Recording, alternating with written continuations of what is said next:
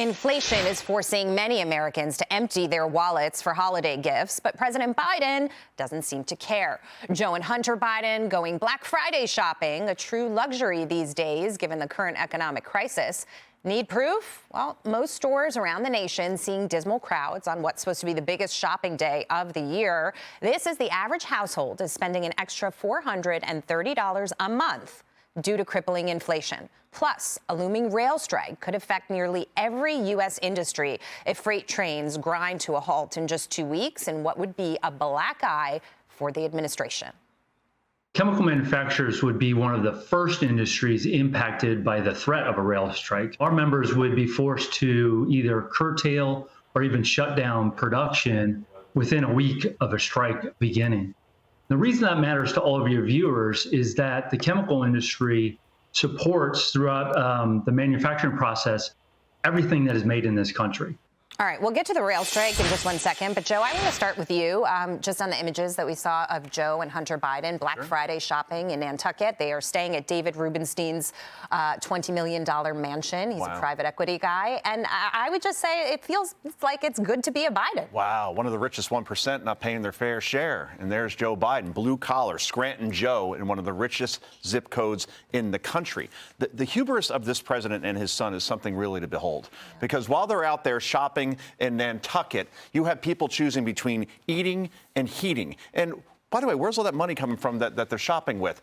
Deals in China, deals in Ukraine. As far as investigations are concerned, those are coming come January. They'll be looking into Hunter Biden's business dealings, and we're finally going to get some answers and possibly some accountability, not just on what Hunter Biden did in terms of family influence peddling, but is Joe Biden the big guy who profited 10% off of that? And therefore, if that's true, is the sitting president of the United States compromised by countries like China? It's a good question. I want to bring it back to pricing, though. Gas prices, $3.56. Diesel prices, $5.23.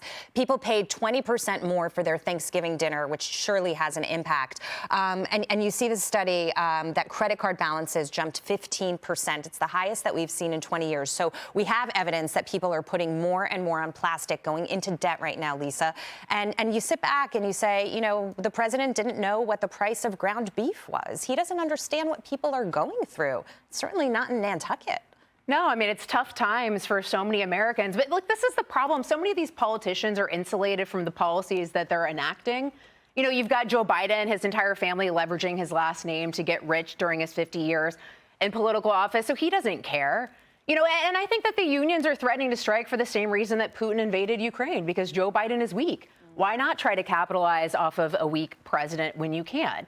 But what's sad is you can actually trace all of the issues that we're facing on our economy back to the COVID, to the global lockdowns that took place, from supply chain issues to the disruption in the labor market to inflation as well, all driven by the government policies, government decisions to shut down an economy over a virus that's as deadly as the flu.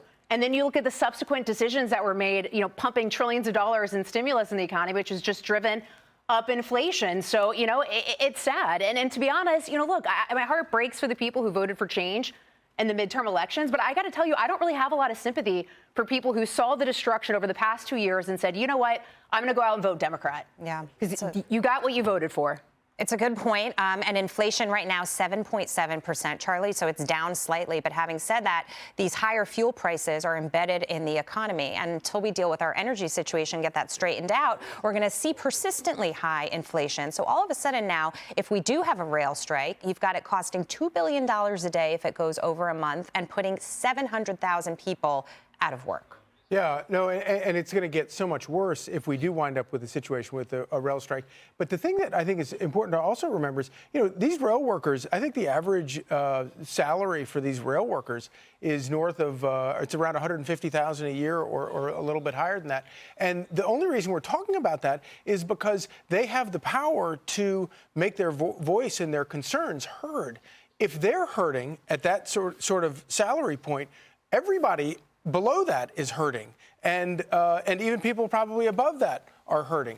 And the fact that you had the midterm elections, which didn't vent nearly as much frustration as I thought that it would in terms of punishing people like Joe Biden and Democrats for those policies, that frustration is still there. It didn't go away, and I kind of see it sort of building up pressure in the pressure cooker for another 2 years. But when that pressure blows, it's going to blow, and it's going to be really ugly, especially if we look for the next 2 years, like what you were saying, Joe, about these investigations that cause people to put a real honest spotlight on a lot of these relationships with places like Ukraine and China and Mexico that have tied directly to the Biden family. Right, and then the backdrop to that will be that many analysts out there think that we're heading towards a recession. Right. You talked about it in and Fox bank Business. CEOs. Yep, in 2023. So, and I always thought that we were in a recession this year already because did they rewrite the definition of it? They did, you know yes. what I mean? It's like, you don't like it, just change the definition. This is the Democrat way. Of negative growth, right? But why do I get the feeling that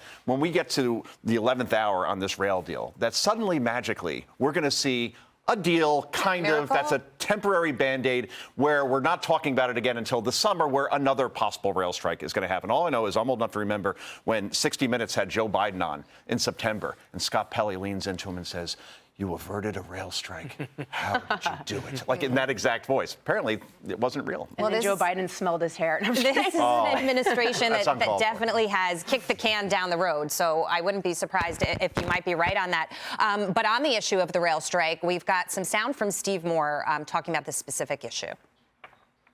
You got 8% inflation over 9 months, but people's wages are only growing by 5%. So people are feeling like they're poorer, and they are. Now, if we had this rail strike, obviously would be a great danger to the country, because if you think things are expensive now, wait till you have the rail system shut down. About half of the merchandise that you buy at the store, whether it's groceries or other kinds of items, and think about the energy as well. So much of our energy is transported by rail, thanks to Joe Biden's, because we can't build pipelines, right, Jason? So I think this is a real black eye for the administration, who told us that they had this rail system solved before the election. And speaking of people feeling poor, online shopping for Black Friday was pretty strong, $9.12 billion, but there were lower volumes. That revenue number is basically juiced up because things are more expensive as a result of inflation. So I just want people to understand that as we potentially go into this rail strike, right? And you could make the whole inflation situation worse instead of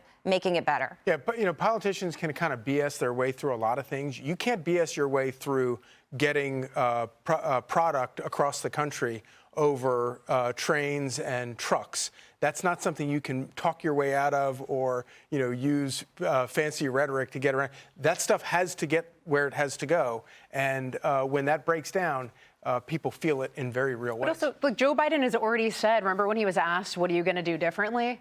And he said nothing, right? So, nothing. It doesn't look like anything is going to get better in this country. And I guess we're just going to have to hit rock bottom for Americans to get out and choose another path in 2024. Speaking of rock bottom, how bad do you think it has to get in 2023 for people to say, what happened here? I would think that this year was bad already, with inflation at 8.5% and gas prices at an all-time high and the border allowing millions of people into this country. I'm like you, Charlie. I thought that would have a definitive impact on the midterms. But Republicans, while they pointed out all these bad things, I didn't hear much in terms of like definitive solutions. We will spend less. We will cut this. We will make sure of this.